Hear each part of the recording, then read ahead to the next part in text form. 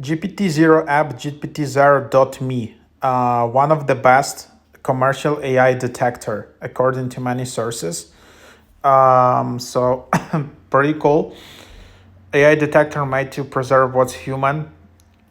So many use cases. It's only the beginning.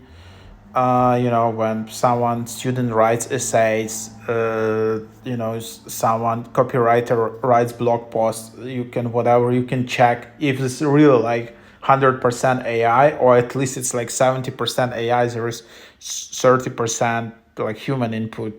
So you can scan for AI, you can improve writing, you can also check citations. So that's the idea of the app.